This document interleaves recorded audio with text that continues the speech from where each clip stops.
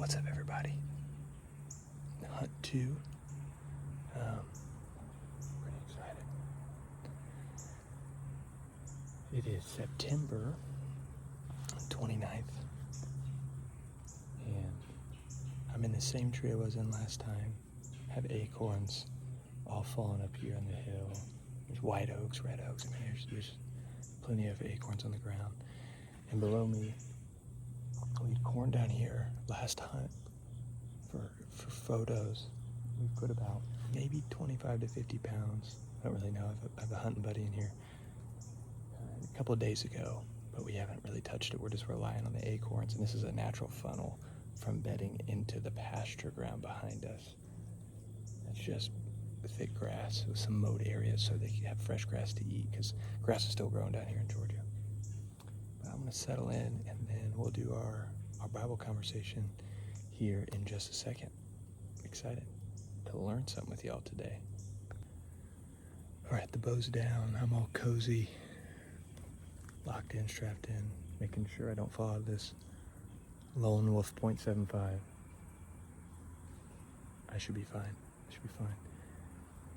Really, we're just waiting on deer to come, but as we do, like I said, this is not a channel to show you a bunch of kills. I'm gonna kill monster deer every year, you know. If we kill a good deer, obviously hope to capture it on camera and celebrate with y'all. But no, this is about me spending time with Jesus, you know, day to day, but in the tree uniquely throughout the season, just having kind of a sermon, if you will. Now, I printed off new Bible passages, and we're going to be going through those. I actually left them in the truck, but I'm going after something different today. We're going after Matthew chapter 4:17. It's very simple. So the book of Matthew, the way it's laid out is it has the greatest sermon ever preached, which is the Sermon on the Mount, Matthew chapter 5, 6, and 7. It's great. Jesus, it's like you sitting on Sunday morning and just getting the best teaching ever. That's what it is. But the whole premise of the Sermon on the Mount is Jesus actually has a thesis statement where he lays it out. Here's what I want you guys to know.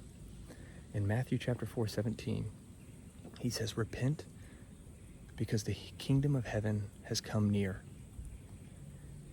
And that thesis statement lasts the whole entire Sermon on the Mount. And he wants the big idea to understand. It's like, hey, y'all, the kingdom of heaven has come near, and your response should be to repent. Now, when we hear that word, it's a very church word, very churchy. We've heard it like it's a military term where you turn around it. Actually, the military understanding of the term is it means to re-aim. Is the idea that we actually have a target, and what we're aiming at, we need to re-aim. Actually, more specifically than that, which I think is cool for all my bow hunters out there, it's actually an archery military term, to re-aim on a different target, a more specific target, a better target. So when Jesus is saying to repent, he's encouraging everybody to re-aim on a different target for their life. And that target is the good life, which is the kingdom of heaven. And all of us have our own ideas of the good life. Like, man, I would love to hunt every day in Iowa or Kansas or Illinois, you know, a big buck state, and get to hunt big deer throughout the fall, all the days of the season. And that's like a good life to me, right? That's an earthly good life. And some of us, like, maybe that's money, that's fame, that's square footage of a house, a nice truck, nice car. Maybe it's popularity, a lot of friends, whatever it may be. We all have our own version of the good life. And when Jesus said the kingdom of heaven has come near, he uses the Sermon on the Mount. That is his way of showing us what he means by the good life. So the next time I'm up here, we're going to go through the Beatitudes, which is who is the good life available to. Now I can go a couple off the top of my head, but not each of those 9 Beatitudes is a category of person that the kingdom of heaven is available to, the good life is available to.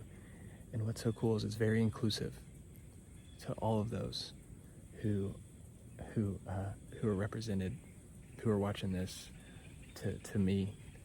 And our our job is, when we read the Sermon on the Mount, and I encourage you guys to go read all of it, is to think about the target that you're aiming at, and then think about the target that Jesus wants us to aim at. So go read it this week, tonight, before you go to bed. When you wake up in the morning, read it 3 times over, 4 times over.